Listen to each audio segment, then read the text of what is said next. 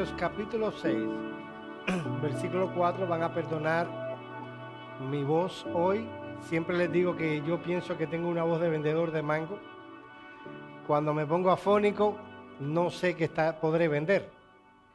Pero hoy me toca aquí predicar, así que van a tener que ser pacientes. Efesios capítulo 6, versículo 4. Y vosotros, padres, no provoquéis a ira a vuestros hijos, sino criadlos en disciplina y amonestación del Señor. Vamos a orar. Oh Señor, tú sabes con cuánta debilidad venimos delante de ti y ante tu pueblo, con tu palabra en la mano, a exponerla. Señor, te pedimos que a pesar de las debilidades del predicador, tú hables a nuestros corazones y tú nos concedas ver una nueva generación levantándose, viviendo para tu honra y para tu gloria. Mirad que te lo rogamos en el nombre de Cristo. Amén. Ayer vi el final de una película de esas de Hollywood que no sea de artísticamente pobre, donde había un maestro que quería pelear en la UFC. Bien, si usted no sabe qué es eso, a mí no me gusta, particularmente no veo ninguna pelea de la UFC. A mí me gusta más bien el boxeo olímpico, ni siquiera el profesional de aquí. Veo que va en contra del hombre. Pero en la película narraba como un maestro de una escuela tenía el sueño de pelear en la UFC. Y se le concede el sueño y lo llevan a pelear con un peleador profesional de la UFC. Ahí vale casi todo. Se pelea, se da con los codos, con casi todas las partes del cuerpo. Y él va, y cuando ya está en el tercer round, que ya está medio muerto el hombre, le enseñan a sus estudiantes que estaban ahí que él podía, si ganaba, enseñarles de luchar por su sueño, bla, bla, bla, todo eso. Y como es una película de Hollywood, eso no pasaría en la vida real. El hombre saca fuerzas de donde no tenía, una habilidad fuera de lo común en artes marciales surge de pronto, le gana a un peleador profesional de la UFC y termina la película todo el mundo aplaudiendo a un hombre que inesperadamente ganó una pelea de la UFC, alguien que no se esperaba ganar y todos aplaudiendo, y es emocionante los finales así, donde se aplaude. Houston, tenemos problemas, y de pronto se salvan los astronautas, todo el mundo aplaudiendo. ¿No te emociona ese tipo? ¿Han visto ustedes esos shows de talentos donde personas no profesionales se presentan a competir en diferentes artes? En muchas ocasiones vemos pararse al estrado a alguien que no parecía muy apto, por ejemplo, para cantar. Y de pronto nos sorprende con que la persona tiene una melodiosa, afinada y hermosa voz. Al terminar la canción, todos se ponen en pie, aplaudiendo, emocionados. El cantante está sorprendido con la aprehensión que el público tiene para con su canto. Y responde también emocionado con lágrimas. Años lleva este hombre esperando por una oportunidad de que alguien admire su canto y ahora su sueño se ha cumplido. Está en una gran plataforma delante de un público exigente, siendo aplaudido y emocionado. ¿No han visto ustedes esos shows? America's Got Talent, uno de ellos. ¿Se pueden imaginar ustedes la escena? ¿Saben qué describe una escena como esta? Describe un show televisivo. Lo que no describe una escena como esta es la paternidad y la maternidad. Mis amados hermanos, padres que están aquí, no estaremos delante de nuestros familiares siendo aplaudidos y ovacionados por nuestro papel, nuestro trabajo de papá y mamá. Eso no va a pasar. Eso solo pasa en los shows televisivos. No les pasa a los papás y a las mamás. Criar hijos es una de las tareas más sacrificiales y hermosas que pueda encontrarse debajo del sol. Sin embargo, lo que realizamos este trabajo, generalmente no seremos recompensados. Y mis amados hermanos, está bien que no lo seamos. ¿Saben por qué? Porque lo que hacemos como padres por nuestros hijos, no lo hacemos para recibir aplausos, vítores y felicitaciones, sino para levantar una nueva generación de hombres y de mujeres que vivan para la gloria de Dios. Así que si tú esperas que un día tus hijos se paren delante de ti, papi, ¿qué clase de trabajo hiciste? Olvídate de eso. Eso es nada más que pasa en American Got Talent. No te va a pasar. Porque no lo hacemos para eso. Desde hace 2 domingos estamos considerando los deberes que tienen los padres para con sus hijos. Ya vimos que los padres deben trabajar denodadamente para no provocar ira a sus hijos. O como lo dice Colosenses, que debemos procurar no exasperar a nuestros hijos para que ellos no se desalienten. Por otro lado, los hijos deben criar a sus hijos. Esa no es una tarea de la escuela, no es una tarea de la iglesia, es una tarea de los padres. Debemos criar a nuestros hijos y debemos criarlos en disciplina. Es decir, estamos llamados como padres a ejercer nuestra autoridad paterna sobre nuestros hijos. Y eso va a incluir dirección autoritativa, órdenes, amonestación y castigo corporal cuando sea necesario. En la mañana de hoy queremos prestar nuestra atención en las 2 últimas frases o expresiones que hace el apóstol Pablo en el versículo 4. A saber, debemos criar a nuestros hijos en amonestación y debemos criar a nuestros hijos en el Señor. Veamos en primer lugar que debemos criar nuestros hijos en amonestación. Mira el versículo 4 una vez más. Y vosotros, padres, no provoquéis a ira a vuestros hijos, sino criadlos en disciplina y amonestación. Muchas veces cuando vemos la palabra amonestación, la enmarcamos en un contexto o con una connotación estrictamente negativa. Nos imaginamos a un padre regañando a sus hijos por algo malo que hicieron.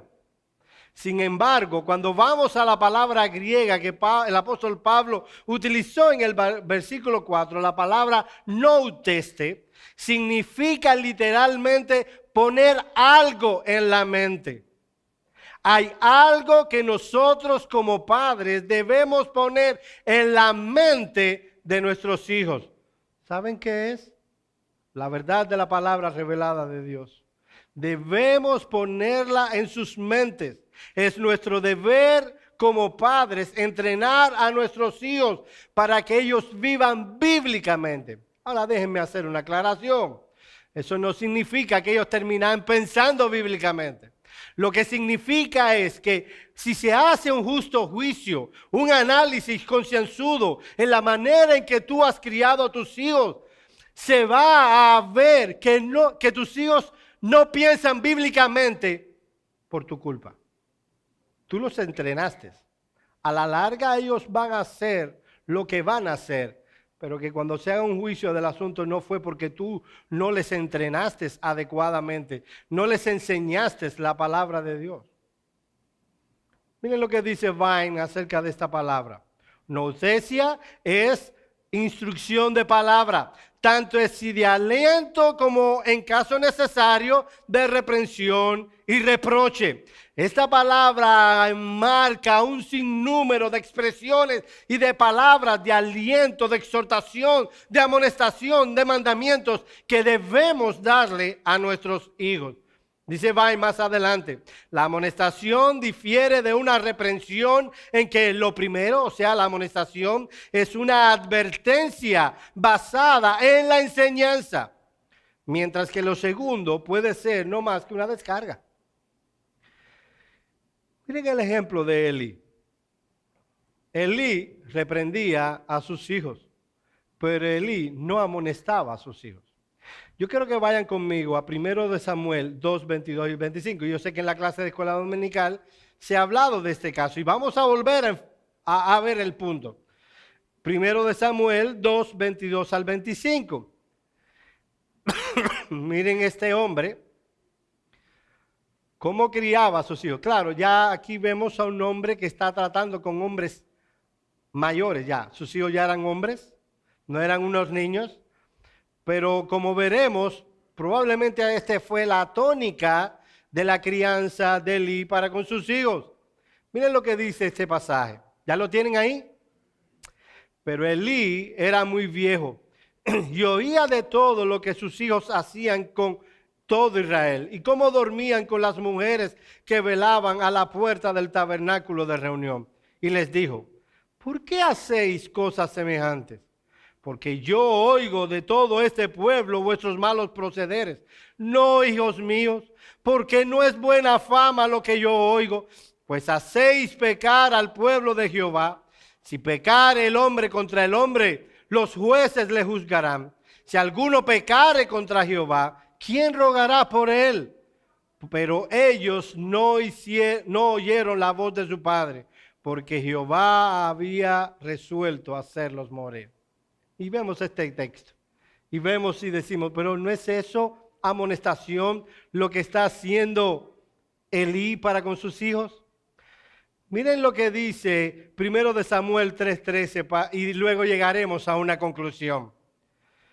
En el pasaje que leímos, Elí está reprendiendo a sus hijos, está hasta haciéndoles una advertencia, pero no vemos a Elí amonestando denodadamente a sus hijos. Por eso en primero de Samuel 3:13 se dice, de parte de Dios, y le mostraré que yo te daré su casa para siempre, por la iniquidad que él sabe, porque sus hijos han blasfemado a Dios y él no los ha estorbado.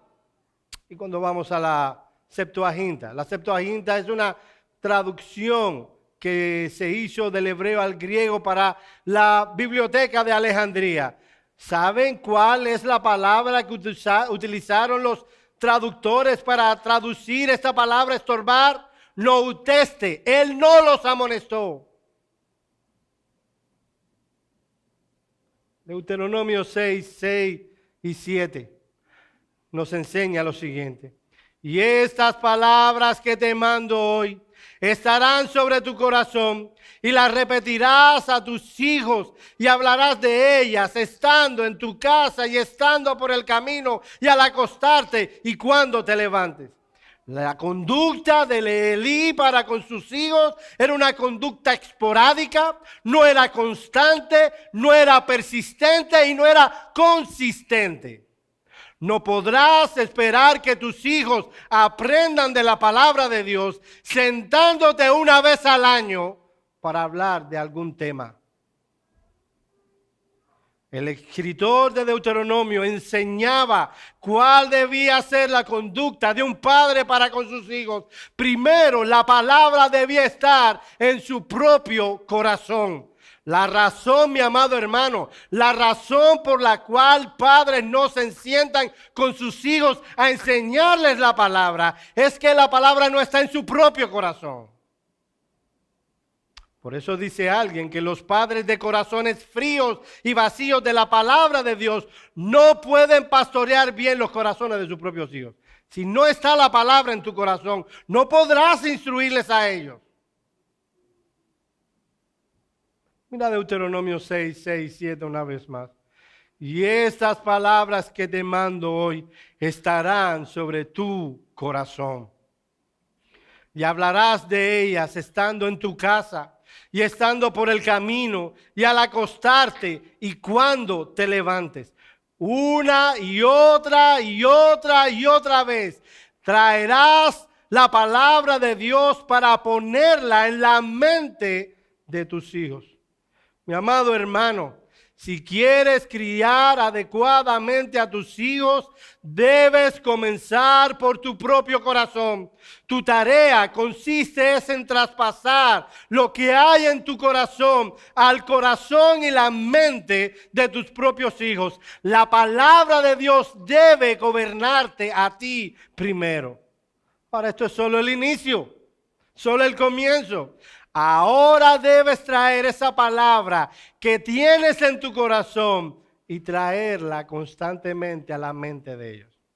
Mira los versículos 7 al 9 del capítulo 6. Y la repetirás a tus hijos. ¿Oíste eso? La repetirás. Mis hermanos amados, el que conoce al ser humano sabe que es muy olvidadizo de lo que debe recordar. Si nosotros se nos olvidan, a mí se me olvidan las cosas, pero de una manera impresionante, ¿cómo no se le va a olvidar a nuestros hijos? Deben ser repetidas y las repetirás a tus hijos y hablarás de ello estando en tu casa y estando por el camino y al acostarte y cuando te levantes, y las atarás como una señal en tu mano y estarán como frontales en tus ojos y las escribirás en los postes de tu casa y en tus puertas. Donde quiera que este muchacho miraba, ahí está la palabra de Dios. Mi hermano amado, si no llegas, y esto yo sé que debe hacerse con sabiduría, pero no, si no llegas al punto de que tus hijos te digan en su impiedad, pero aquí todo es Dios, todo tiene que ver con Dios, la manera en que salimos, cómo hacemos negocios, cómo tú te comportas, cómo juego con mis hermanitos, todo tiene que ver con Dios. Y ahí tienes la oportunidad que pocas veces se te dará en tu vida de que un pecador te pregunte y le dirás, oh sí, mi hijo, todo tiene que ver con Dios. Él mira nuestra conducta y lo que Él espera de nosotros es que vivamos, amemos la palabra de Dios. Sí, mi hijo, todo tiene que ver con Dios. Todo. Como te relacionas con tus amigos, tiene que ver con Dios. Lo que haces cuando nadie te ve, tiene que ver con Dios. El texto es claro al decirnos que la crianza que damos a nuestros hijos debe estar llena, debe estar empapada de instrucción bíblica. Tal instrucción debe tener dos dimensiones, una intencional y la otra espontánea. Mira el texto nuevamente, 7 al 9 del capítulo 6. Y la repetirás a tus hijos y hablarás en ella estando en tu casa, intencionalmente. Algo que vas a preparar, que tú estás pensando en tu cabeza. ¿Qué voy a llevarle yo a mis hijos? Voy a adelantarme a lo que voy a hablar a continuación. En el culto familiar. Mi hermano amado, y te estoy hablando a ti, varón. ¿Te has visto atrapado pensando en a dónde van a ir de vacaciones este año? ¿O soñando con la casa de tus sueños? Sería bueno que Dios te atrape pensando habitualmente, ¿qué voy a traerle esta semana a mis hijos en el culto familiar?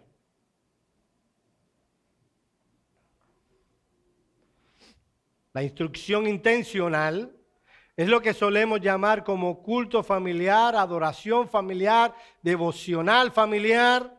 Es un tiempo que realizamos en contexto familiar. Estamos hablando de un tiempo, oye esto, regular y sistemático que dedicamos a transmitir las verdades de la palabra de Dios a nuestros hijos de una manera planificada.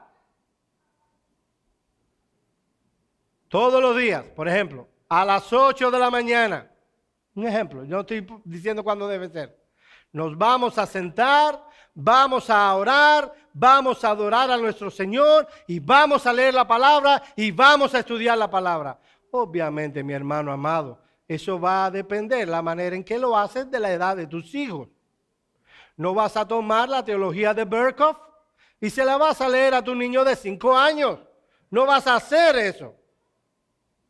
Debe ser proporcional a la edad del muchacho, también al hábito que éste tiene. Obviamente un niño que se ha criado en un contexto donde la palabra de Dios es enseñada habitualmente y ese niño va pasando de 5 a 6, 7 años, la manera de enseñarles, el contexto y la profundidad va a variar de un niño que ahora con 10 años tú quieres hacerle el culto familiar.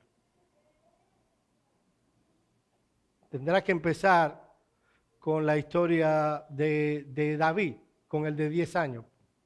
Y con el de 5 o el de 6, pero que ya lleva 2 o 3 años, a lo mejor la manera es diferente porque él ya ha sido entrenado en la palabra. Pero debe ser regular y debe ser sistemático. Ellos deben ser instruidos en la palabra de Dios. Comenzando por el primer libro de la Biblia y continuando por toda ella, veremos una gran cantidad de ejemplos y de exhortaciones que nos llevan a entender que la instrucción sistemática, concienzuda y regular de la Escritura es parte de la piedad de un creyente. Miren el ejemplo de Abraham. Vayan conmigo, yo los voy a invitar a que hoy voy a tener muchos textos y les voy a pedir que los busquen todos. Generalmente no hago eso, pero hoy lo vamos a hacer. Génesis 18, 17 al 19. Génesis 18, 17 al 19. Déjeme hacer un paréntesis. Mi hermano, ¿tú quieres que tus hijos entiendan la predicación? Yo sé que en nuestros días se le insta a los predicadores que si tienen niños, que sean lo más superficialmente posible. ¿Por qué? Porque no te van a entender. Ahora, ¿cómo ustedes pueden ayudarme a mí y a los que predican aquí a continuar a seguir con un nivel de predicación y que ellos puedan entendernos? Da el culto familiar en tu casa regular y sistemáticamente. Es allí donde ellos van a aprender la teología que les hará capaces de poder comprender la predicación de este púlpito. Miren lo que dice Génesis 18, 17 al 19. Y Jehová dijo, ese es en el contexto del juicio de Dios para Sodoma y Gomorra, encubriré yo a Abraham lo que voy a hacer, habiendo de ser Abraham una nación grande y fuerte, y habiendo de ser benditas en él todas las naciones de la tierra. Porque yo sé que mandará a sus hijos y a su casa después de sí que guarden el camino de Jehová, haciendo justicia y juicio para que haga venir Jehová sobre Abraham lo que ha hablado acerca de él. Ahora bien, noten la relación que hay entre la promesa de Dios y la obediencia a Abraham para enseñar a sus hijos en el camino de Jehová. Él dice, yo sé que ellos serán una nación grande y que serán benditas en él toda la familia de la tierra, pero sé también que él mandará a sus hijos a que guarden el camino del Señor. Noten que Abraham no vendría y les diría, hijos míos, ustedes si quieren pueden seguir el camino del Señor y si no quieren pueden buscarse otra religión o pueden hacer lo que mejor les parezca. No, Él les mandó. Él les mandaría a ellos que guarden el camino del Señor. Mis amados hermanos, la familia no es una democracia. La familia es una teocracia, donde Dios gobierna por su palabra y donde nosotros debemos mandarle a tus hijos, a nuestros hijos, oh hijos míos, ved que Jehová es bueno y es grande en misericordia. No hay paz para el impío fuera de Jehová. Si seguís vuestros caminos, ellos le llevarán al infierno. Oh, Cristo es la provisión de Dios para que puedas ser salvado por él. Ven a Cristo, mi hijo, ven a Cristo. No se le dice como si estuvieras haciéndole el cuento de la buena pipa.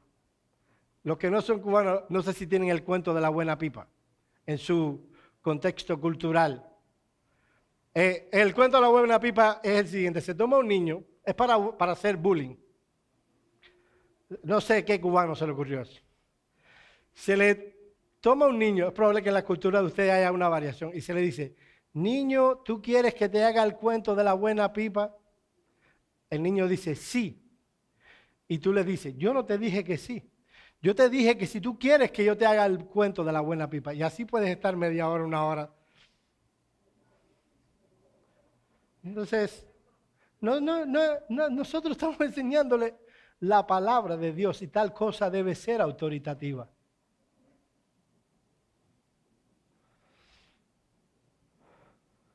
Mira, miren a Dios poniendo en la palestra pública la conducta que un hombre traería tiempo después. Porque yo sé, yo que sé todas las cosas, yo sé que Él mandará a sus hijos y a su casa después de sí que guarden el camino del Señor. Dios usaría la diligencia de Abraham al instruir a sus hijos y guiarlos por el camino de piedad para hacer venir sobre ellos la promesa de una descendencia santa que Dios había prometido. Vayan conmigo a Deuteronomio 4, 9 al 10. Y yo quiero, mi hermano amado, tú que estás criando niños, yo estoy pensando en ti, mi hermano. Mira estos textos, ponlo en tu corazón. Deuteronomio 4, 9 al 10. Yo necesito un poco de agua, por favor.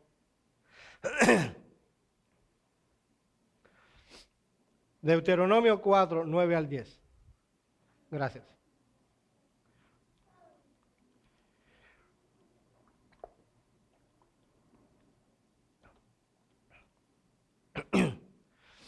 Miren cómo empieza con los padres. Por tanto, guárdate y guarda tu alma con diligencia para que no te olvides de las cosas que tus ojos han visto, ni se aparten de tu corazón todos los días de tu vida. ¿Viste cómo empieza con los padres? Padres piadosos. No son un problema para ellos instruir a sus hijos. Antes bien, las enseñarás a tus hijos y a los hijos de sus hijos, el día que estuviere delante de Jehová, de Dios en Horeb, cuando Jehová me dijo, reúneme el pueblo para que yo les haga oír mis palabras, las cuales aprenderán para temerme todos los días que vivieren sobre la tierra, y las enseñarás a sus hijos.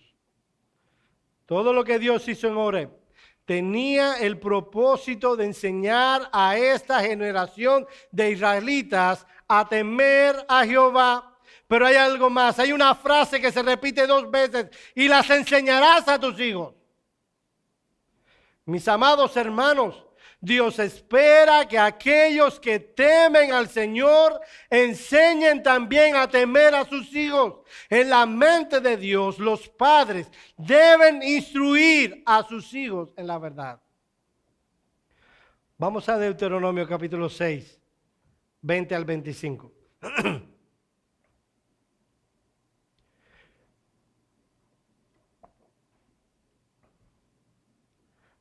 Mira qué texto más interesante. Mañana, cuando tu hijo te preguntare diciendo, ¿qué te significan los testimonios y estatutos y decretos que Jehová nuestro Dios os mandó? Entonces dirás a tu hijo, nosotros éramos siervos de Faraón en Egipto, y Jehová nos sacó de Egipto con mano poderosa.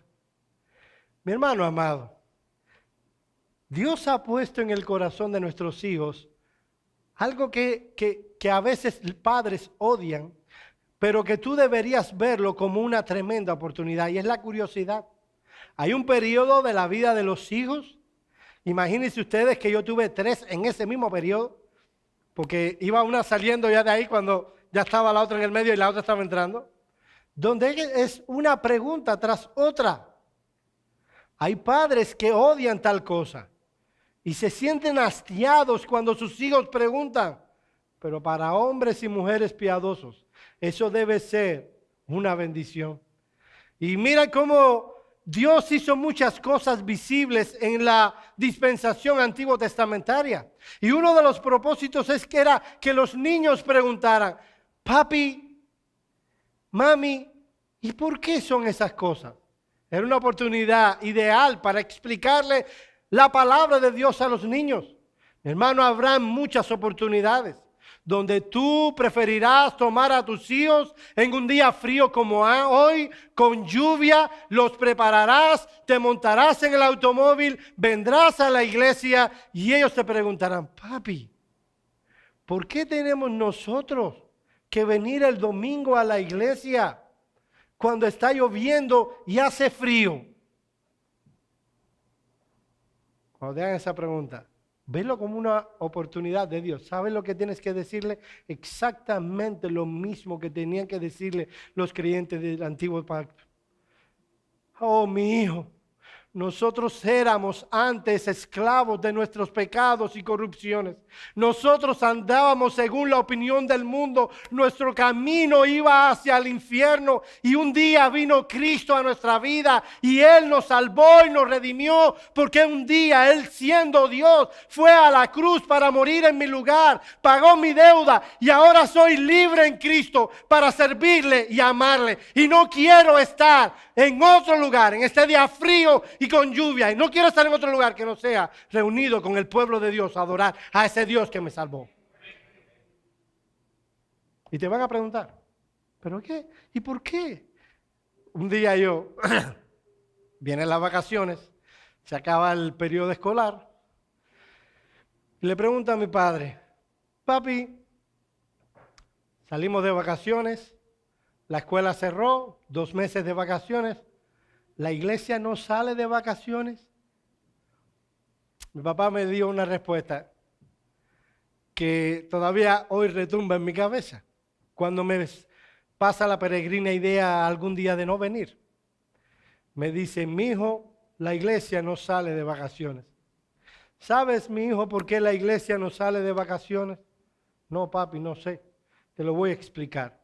La iglesia no sale de vacaciones porque Dios no sale de vacaciones. Cuando Él dispensa sobre nosotros su misericordia cada día, cuando Él nos da de su protección cada día, Él nunca sale de vacaciones. ¿Por qué deberíamos nosotros como iglesia salir de vacaciones? ¡Wow! Esa es la enseñanza de un padre amoroso. Él no me tomó impío, no hizo eso. Él me enseñó.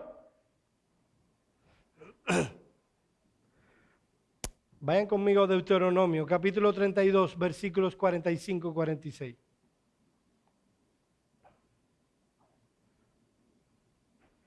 Deuteronomio 32, 45 y 46.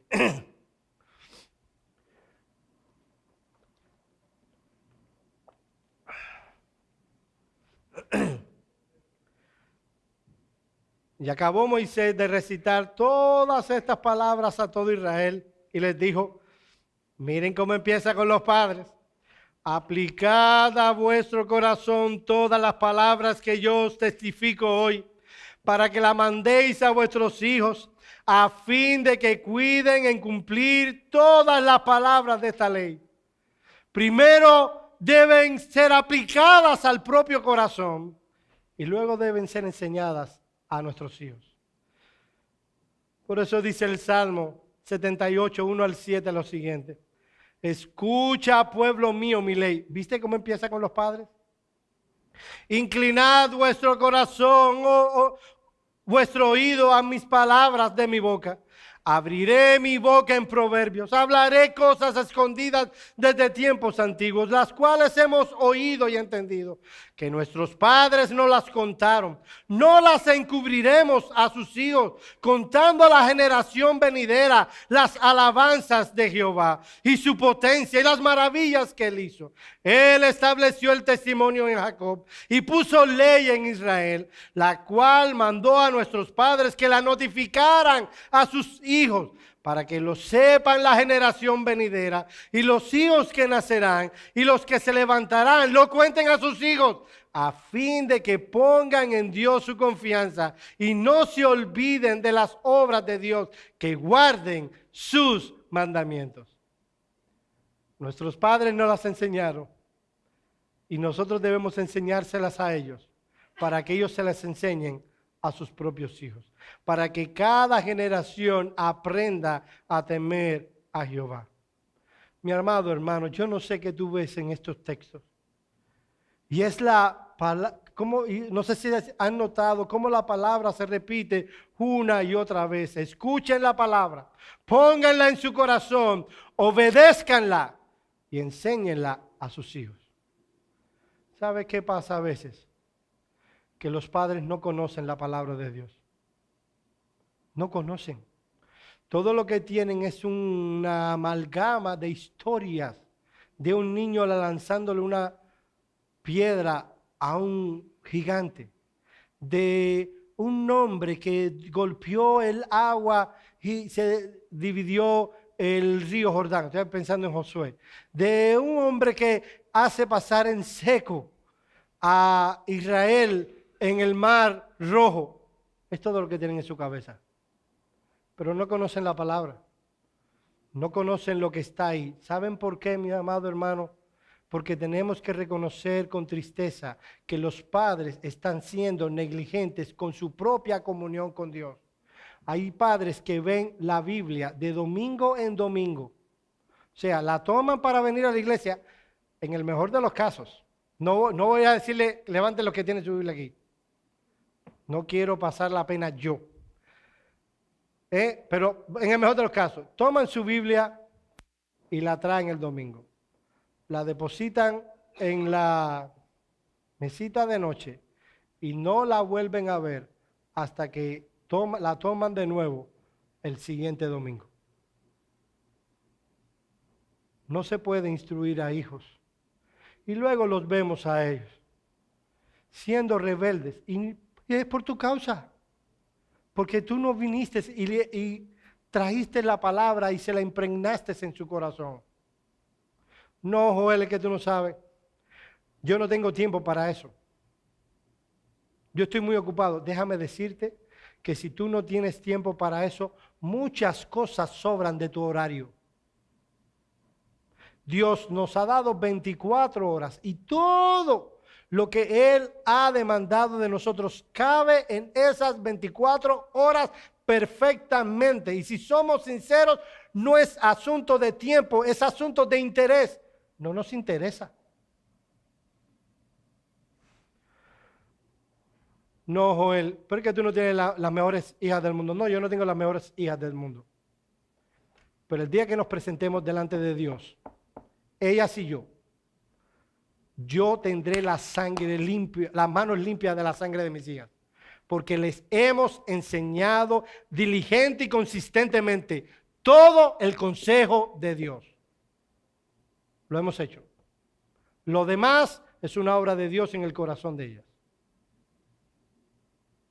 Pero puedo predicar de esto con una limpia conciencia porque lo he vivido con una limpia conciencia.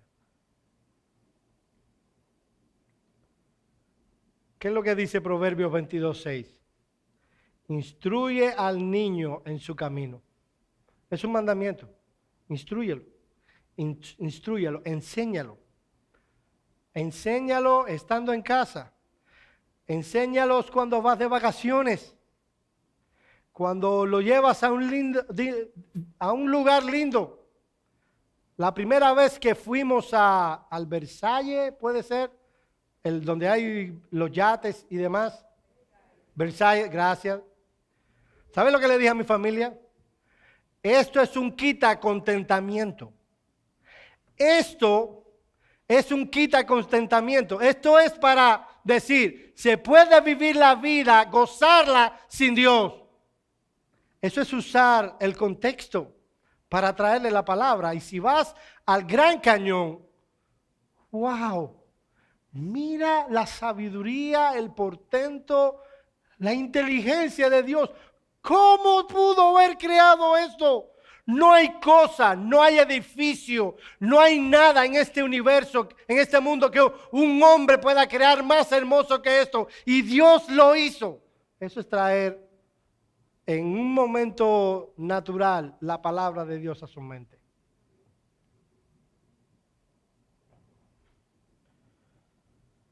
Mi hermano amado, nosotros podemos decir sin temor a equivocarnos que la devoción familiar fue la primera institución de adoración que hubo en el mundo. Antes de que se estableciera la adoración nacional de Israel y antes de que iniciara la iglesia sus funciones en Pentecostés, ya había adoración familiar en el Génesis. ¿Y cómo tú lo sabes? Pues fácil. Yo veo a Abel y a Caín trayendo ofrendas a Jehová. ¿De dónde sacaron ellos? Porque si lo trae uno y el otro no, bueno, es una inclinación personal. No es que los dos, aún el perverso Caín, trae ofrendas a Jehová. ¿Quién le enseñó eso? es obvio que fue Adán y Eva. Ellos instruyeron a sus hijos. Y aunque no vamos a ver en el texto más de lo que hay, no, ahí se nos dice que Adán y Eva se sentaron con Abel y Caín. Una hora no nos dice eso. Sí entendemos que hubo cierta instrucción de parte de Adán y Eva a sus hijos. Noé, cuando sale del arca, que fueron salvados, ellos levantan un altar a Dios. Un altar con una connotación meramente familiar. Ahí no había nada más que una familia.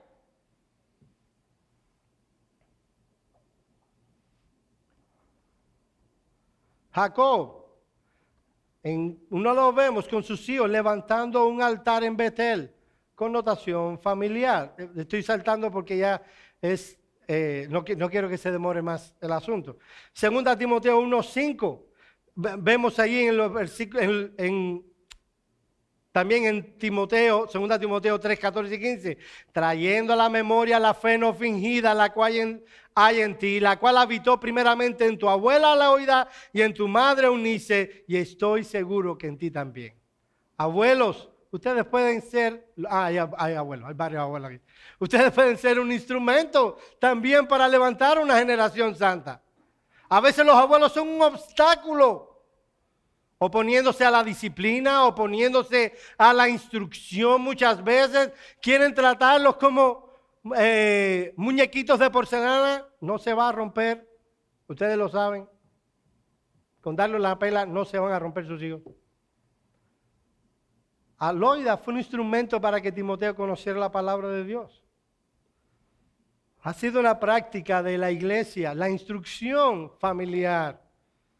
Uno ve en el siglo II como Tertuliano hace alusión en sus escritos de cómo era una práctica común en la iglesia de ese entonces que padres instruyeran a sus hijos. Y cuando llegamos a la Reforma Protestante, los reformadores se ocuparon no solo de teología, ellos se ocuparon de sus familias. Se cuenta como Lutero enseñaba con ardor y oraba, enseñaba a su familia y cómo oraba con ellos. Richard Baxter escribió 2 libros, uno que se llama La Instrucción Familiar y otro que se llama El Libro Familiar para un hombre pobre. En esta última obra, oigan lo que dice Baxter: mantengan el gobierno de Dios en vuestras familias. Las familias santas serán el principal preservador del interés por la religión en el mundo. Y él dice, ¿cómo se va a mantener la religión en el mundo? Primariamente en la casa, familias instruyendo en la palabra de Dios. ¿Qué tanto? Mis hermanos, lo voy a decir lo más suave posible.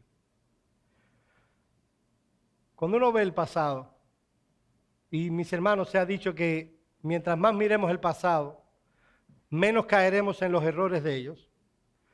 Y vemos a un hombre como Archibald Alexander, preparando yo no estoy diciendo que usted haga eso, pero oiga cómo nosotros criamos diferente a nuestros hijos. Preparando una gramática griega a su hijo James W. Alexander, de 5 años. Uno diría, pero eso es un abuso. ¿Saben qué llegó a ser J.W. Alexander?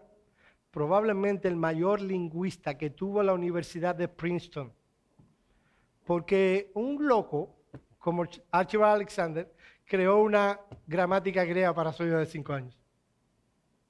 Yo no estoy diciendo que usted haga eso. Yo lo que estoy diciendo es que aprendamos un poco de la pasión de esos hombres. ¿Qué clase de creyentes nosotros quisiéramos que haya en Iglesia Bautista Reformada de Miami cuando ya nosotros no estemos? Esos muchachos que están aquí sentados es la siguiente generación de esta iglesia. ¿Qué clase de cristianos queremos levantar? Bueno, eso se responde con lo que nosotros hacemos en casa. La clase de estudios bíblicos que nosotros le damos. Y repito, mis hermanos, eso va a depender de la edad y de la experiencia del muchacho. No le dé a su hijo de 5 años una clase de amilenarismo. No haga eso. Usted no es Archibald Alexander, yo tampoco, ni nuestros hijos son James Alexander. Así que, pero sea sabio e instruya, y en la medida en que usted lo vaya viendo con capacidades y una mente más ensanchada, usted puede ir profundizando. ¿Sabe qué tanto? Yo no sé si ustedes han visto el catecismo de Westminster. Ahí se enseñan de todas las doctrinas que hay en las Escrituras. Y se enseñan de una manera profunda. Y ellos esperaban que los hijos de ellos aprendieran tal enseñanza. Mira lo que dice la Confesión Bautista de Londres de 1689 en el párrafo 22, en el capítulo 22, párrafo 6. Dios ha de ser adorado en todas partes en espíritu y en verdad, tanto en privado, en las familias diariamente y en secreto, cada uno por sí mismo. Ellos entendían que debía entronarse a los muchachos. Y miren lo que dice Parker, hablando sobre los puritanos, en su libro sobre la piedad. Dice, era responsabilidad de los esposos servir de canal para la religión familiar. Él debía llevarlos a la iglesia en el día del Señor y velar porque santificaran ese día completo en la casa. Debía catequizar a los hijos e instruirlos en la fe. Debía examinar a toda la familia después de cada sermón para ver cuánto habían retenido del contenido. Así que como también debían llenar cualquier bache que haya quedado en el entendimiento. ¿Entienden lo que está diciendo? Que cuando iban a casa, en el carruaje o de la mano, el padre le preguntaba a cada uno de sus hijos, hijo mío, ¿qué aprendiste en el sermón de esta mañana? Y ellos debían saber responder. Y él debía crear los vínculos. Yo recuerdo que cuando nuestras niñas iban creciendo, no les pedíamos un bosquejo.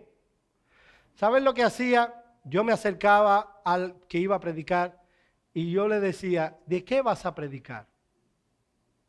Él me decía más o menos y yo tomaba las palabras que yo entendía. Obviamente ponía Dios, Cristo, Jesús, Espíritu Santo. Si iba a hablar de esperanza, pecado.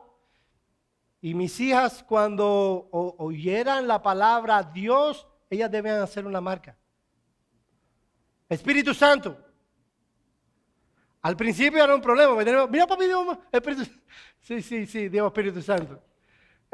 Y así, en la medida que iban creciendo. Y nosotros luego le preguntamos, ¿qué aprendiste? Al principio no sabían y nosotros las llevábamos a que ellas entendieran lo que se estaba enseñando. Hasta que luego nosotros nos dimos cuenta que preguntábamos, ¿y de qué habló el pastor hoy? Y ellas podían decirnos, no, el pastor habló de tal y más cual cosa. La mayoría de las veces lo hacíamos antes del culto de adoración. Y nosotros vimos que ellas podían entender, que ellas podían oír.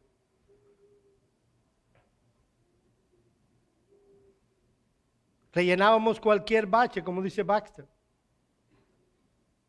El esposo, sigue diciendo Baxter, también debía guiar a su familia diariamente en adoración, preferiblemente, oye esto, 2 veces al día.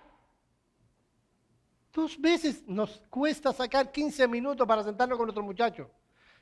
Y dice Richard Butler, lo ideal sería 2 veces al día.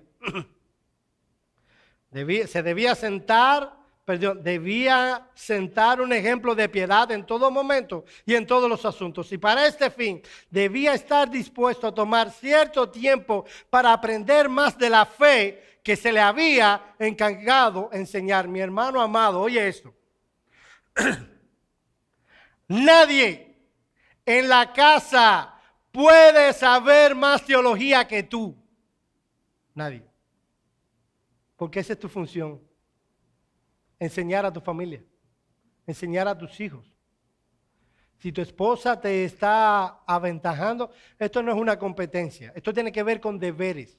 ¿Ustedes se imaginan a un abogado que se dé cuenta que él se está quedando atrás en sus deberes como abogado? ¿Qué debe hacer un abogado diligente? Esto no es asunto de competencia, esto es asunto de diligencia. Bueno, él debe estudiar más, él debe estar preparado. O un médico, ¿qué debe hacer un médico si encuentra deficiencias en alguna área de la medicina que a él le compete? Él ve a sus compañeros de trabajo avanzando, pero él se queda rezagado. ¿Qué debe hacer tal persona? Si quiere ser un médico diligente, debe tomar los libros, debe ir adelante. No es por competencia, es por diligencia. Y así lo podemos hablar en cada esfera y en cada labor de este mundo. Pues bien, la labor más importante que tú tienes se llama criar hijos. Esa es tu labor fundamental. Ya vimos que debemos criar a nuestros hijos en la amonestación. Eso significa que debemos dar enseñanza, instrucción regular y consistente con nuestros hijos. Significa que nosotros no solo le vamos a enseñar las historias. Tú puedes empezar, vamos a estudiar Génesis y tomar Génesis, contar las historias, sacar los principios, aplicarlos a su nivel. Tal vez vas a tomar algunas de esas historias y las vas a dramatizar. Esto no te vas a buscar un atril y te vas a parar, como yo me paro, bla, bla, bla. No, tú le estás hablando a tus hijos.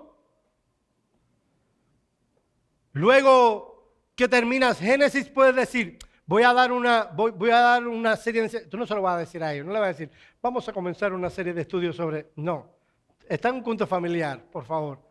Pero vas a decir, vamos a estudiar para ti y a tu esposa, vamos a estudiar Proverbios. Y vamos a separarlos por temas. ¿Qué dice Proverbios acerca de la diligencia? ¿Qué dice Proverbios acerca de las amistades? ¿Qué dice Proverbios acerca del temor del Señor? Son temas que están en el libro de Proverbios. Y me voy a sentar y voy a buscar una concordancia y voy a sacar todos los pasajes que enseñan sobre ese tema en el Proverbios. Voy a hacer un sencillo bosquejo. Voy a poner una historia interesante que atrape la atención a mis hijos y voy a enseñarles y voy a aplicar eso. Haremos algún juego que tenga que ver con las escrituras. Y ese es un ambiente donde voy a estar enseñándolos. Luego voy a enseñar los 10 mandamientos. Y voy a ir mandamiento por mandamiento. Luego tomaré la vida de Ruth. Ya, se puede, usted tiene material en la escritura para estar años y años instruyendo a sus hijos. Usted puede hacerlo interesante. Y llegará el día donde ellos vengan a ti y te digan, papi, y hoy no vamos a hacer el culto familiar. Tú vas a decir, wow, qué grande y misericordioso es Dios. Y tú vas a tomar y vas a instruir a tus hijos. Y va a ser un momento donde a lo mejor empieza la escritura ya hablando de la familia, hablando de ellos, hablando de cada uno de esos. Ahora que son mayores, cuando terminamos hablando de muchas cosas. Debemos instruir a nuestros hijos. Pero en último lugar debemos criarlos en el Señor. Y todo lo que nosotros vimos anteriormente significa eso. Pero quiero enfatizar solo un par de cosas, en 5 minutos, si puedo. Y vosotros, padres, no provoquéis a ir a vuestros hijos, sino criarlos en la disciplina y amonestación del Señor. Detrás de la labor paterna está la autoridad del Señor mismo. Mi hermano amado, ¿sabes por qué debes criar a tus hijos en disciplina y amonestación del Señor? Porque Dios te lo ha mandado. Esto no es un asunto mío. No es que, Joel nos dijo. No, esto tiene que ver con el Señor y presentamos muchos textos. No sé cuántos de ustedes vieron la película El campo de los sueños.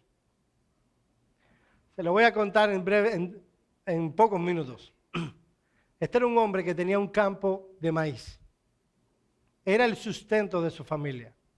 Y un día parado en el campo de maíz, siente una voz que dice, hazme un campo de béisbol.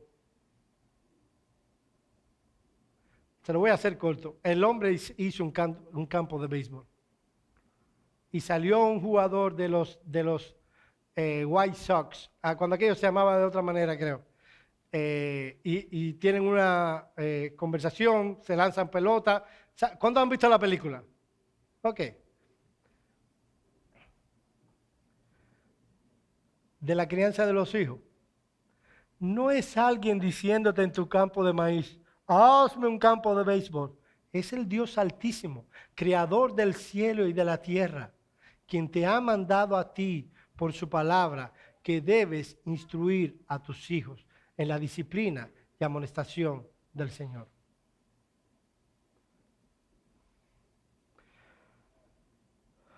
¿Qué debes tener en cuenta para hacerlo? Primero, instruir adecuadamente a nuestros hijos requiere que pasemos tiempo con ellos.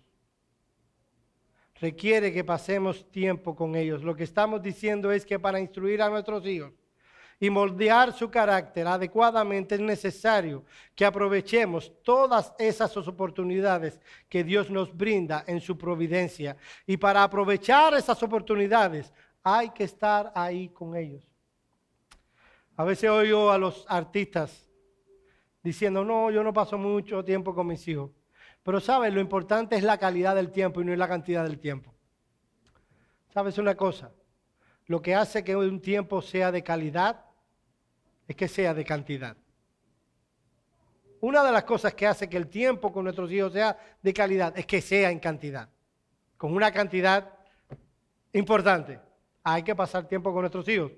Segundo, instruir adecuadamente a nuestros hijos requiere que seamos capaces de ganar sus corazones. Esa era la petición de Proverbios de Salomón en Proverbios 23, 26. Dame, hijo mío, tu corazón y miren tus caminos por mis caminos. Y miren tus ojos por mis caminos. La meta intermedia en nuestra crianza será ganar el corazón de nuestros hijos, porque en la medida en que ganemos el corazón de ellos, estaremos ganando también sus oídos y podamos hablarle la palabra de Dios con mayor efectividad. Tercero, para instruir a nuestros hijos adecuadamente, debemos particularizar la instrucción. Tú debes conocer el corazón de tu hijo. Para que la enseñanza y la instrucción sea particularizada. Puede ser que tengas a un hijo egoísta, pero diligente, y el otro sea generoso, pero perezoso. Está bien, tú debes enseñarle diligencia a uno y al otro debes enseñarle generosidad, pero debes conocer cuál es el corazón de tus hijos. Tú conoces a tus hijos. Tú sabes cuáles son las principales inclinaciones pecaminosas de tus hijos. No, el mío no tiene. ¿Qué? Si me dices eso, tú no conoces a tu hijo. Tu hijo tiene inclinaciones pecaminosas. No importa la edad que tenga. Tú la sabes. En último lugar, si deseamos instruir a nuestros hijos adecuadamente, debemos llenarnos de toda ternura, paciencia y afecto.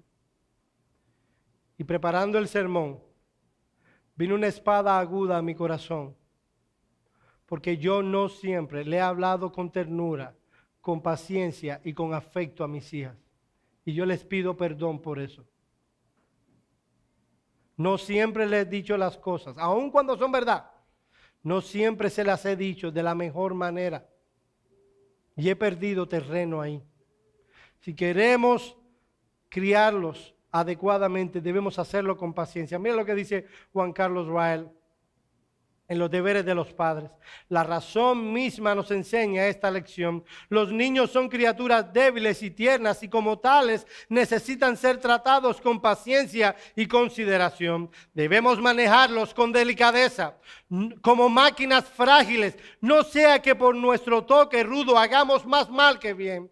Son como la planta joven que necesita ser regada suavemente y con frecuencia, pero un poquito a la vez. La piedra de afilar hace su obra lentamente, pero la fricción frecuente afila bien la guadaña. Asimismo, se necesita paciencia para instruir a un niño. Sin ella nada se logra. Los seres humanos somos como potros salvajes. Trátelos con suavidad y déles importancia y con el tiempo los podrá guiar tirando de una soga. Use con ellos rudeza y violencia y pasarán años, muchos meses antes de que pueda dominarlos. Y yo sé, mis hermanos, que él está usando figuras. Pero lo que está diciendo es, hable con ternura a sus hijos. Mi amado hermano, puede ser que tú veas en los shows televisivos como alguien que inesperadamente canta una canción hermosa que nadie esperaba que la cantara, termina siendo ovacionado y aplaudido por un auditorio. Nosotros no seremos al final aplaudidos por un auditorio. Y está bien que no lo seamos, porque la meta de nuestros corazones al criar a nuestros hijos es levantar a una nueva generación que glorifique a Dios. Todo lo que debe esperar tu corazón, todo lo que debe esperar tu corazón al criar a tus hijos, y debes ponerlo como la meta de la crianza, es un día, en el día final, que tú estés limpio de la sangre de tus hijos y oigas de la voz de tu Señor: bien, buen siervo y fiel, en lo poco has sido fiel, en lo mucho te pondré, entra en el gozo de tu Señor. Pero no esperes aplausos de este lado del sol, no vendrán. Vamos a orar.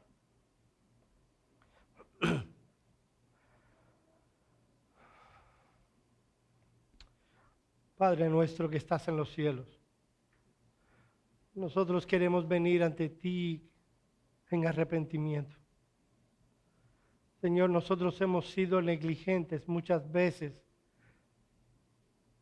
Hemos sido pobres en obedecer tu palabra como tú la has enseñado. Señor, tú has puesto en nuestras manos la bendición, el regalo de levantar hijos. Señor, te pedimos que esto sea una pasión que arda en nuestros corazones. El levantar una generación nueva que viva para tu gloria y para tu honra. Señor, ayúdanos a ser diligentes, pero permítenos que empiece tu palabra a arder en nuestros corazones. Que podamos aplicar tu palabra a nuestros corazones para que podamos enseñarla a nuestros hijos. Pero, Señor, entendemos que no importa cuánto nos esforcemos, a menos que tu gracia implante tu palabra en sus corazones, ellos serán enemigos de esa palabra. Te rogamos, te imploramos, oh Señor, de gracia, de misericordia, que tú tengas compasión y piedad de nuestros hijos. Oh Señor, ellos van camino al infierno. Ellos no te aman. Pero, oh Señor, tú eres un Dios amoroso que te agradas en salvar a pecadores. Te rogamos, te imploramos por sus almas. Ten piedad de ellos, oh Dios de gracia. Mira, oh Señor, que es palabra muerta para ellos, pero esa palabra es poderosa, es una espada de dos filos, es vida para los que la hallan. Te rogamos que tú la implantes en sus corazones.